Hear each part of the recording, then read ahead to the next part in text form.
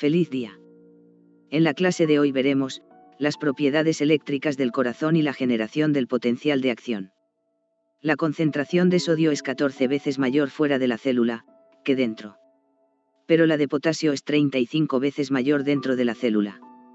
Al abrirse los conductos solo por centésimas de segundo, el gradiente es tan favorable que hace posible que fluyan en grandes cantidades tanto el sodio como el potasio.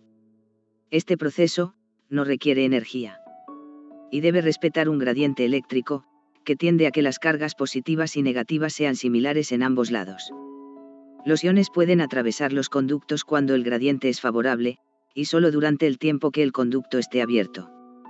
Los miocardiocitos o células de trabajo tienen un potencial de membrana en reposo, de menos 85 milivoltios, y al despolarizarse alcanzan de forma transitoria, un voltaje de más 20 milivoltios.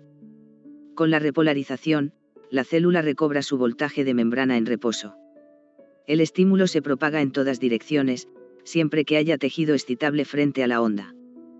Cuando llega un estímulo a la célula de trabajo o miocardiocito, la célula alcanza cierto voltaje que origina la apertura de los canales de sodio gatillados por voltaje. Los conductos están configurados para permanecer abiertos unas cuantas milésimas de segundo.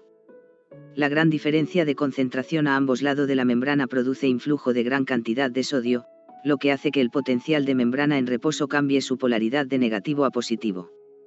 Durante la fase 0 del potencial de acción, la célula va desde menos 85 milivoltios a más 20 milivoltios, de negativo a positivo, desde un potencial de membrana en reposo a el potencial umbral y a despolarizarse por completo.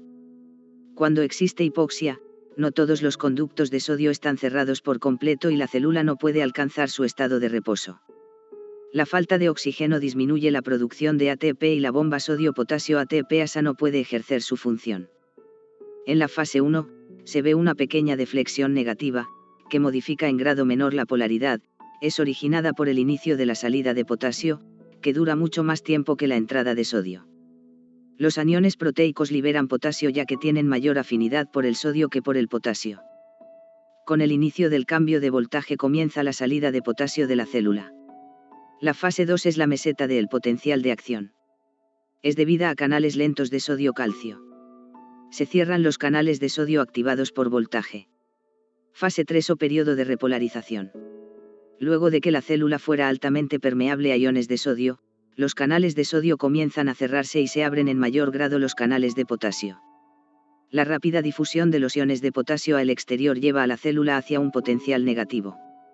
En la fase 3 existen dos periodos importantes y vitales para las células cardíacas, el periodo refractario absoluto y el periodo refractario relativo.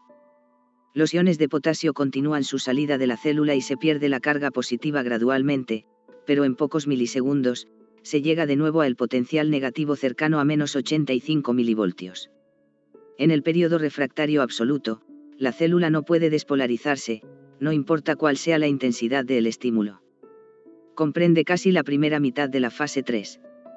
En el periodo refractario relativo, la célula puede ser estimulada si recibe un estímulo de intensidad suficiente ya que casi se ha alcanzado el potencial de membrana en reposo. Fase 4. La célula ha vuelto al potencial de menos 85 milivoltios, tiene una carga negativa, pero ahora la concentración de sodio intracelular es muy elevada y la de potasio es muy baja. El exceso de iones de sodio en el interior de la célula estimula la actividad de la bomba sodio-potasio ATP-ASA. La bomba consume energía. La bomba saca al exterior 3 iones de sodio e ingresa 2 iones de potasio, y se logra así la concentración fisiológica intra y extracelular de sodio y potasio. Si se compara el potencial de acción con el electrocardiograma, se puede notar que la fase 0 y 1 corresponde al complejo QRS. La fase 2 al segmento ST. La fase 3 corresponde a la repolarización y a la onda T. Hay alteraciones de electrolitos que se manifiestan en el electrocardiograma. La fase 2 se origina por canales lentos de sodio-calcio, por lo que se verá afectada por hipocalcemia. La fase 3 se debe a salida de iones de potasio de la célula. Se verá afectada por hiper- o hipopotasemia. Y se reflejará en la onda T. Un estímulo eléctrico débil no podrá excitar la célula cardíaca. No obstante, si se aumenta gradualmente la intensidad del estímulo, y la célula alcanza el voltaje del nivel umbral se logra dar origen a un potencial de acción. Al inicio del potencial de acción, un estímulo, aplicado al mismo tiempo y de intensidad superior a la umbral, produce un efecto de sumación temporal, y el potencial de acción es de mayor voltaje o intensidad. Las células marcapasos se encuentran en el nodo sinusal, nodo AV y en el sistema de conducción. Las células de trabajo en condiciones normales no funcionan como marcapasos, pero pueden adquirir esta propiedad bajo diferentes estímulos farmacológicos o patológicos. Esta propiedad es fundamental para que el corazón funcione por sí solo. Esto se entiende con facilidad cuando se analiza lo que pasa con un corazón desnervado, por ejemplo en los trasplantes cardíacos. Aunque el tono vagal sea máximo, el corazón no deja de emitir estímulos. Esto lo hace diferente de los demás órganos. Las células marcapasos tienen en su fase 4, o de potencial de membrana en reposo, entrada de iones de sodio y calcio en pequeñas cantidades. Esta entrada de cargas positivas alcanza continuamente a la célula el potencial umbral, y se produce la apertura de los conductos rápidos de sodio, o gatillados por voltaje, generándose el potencial de acción.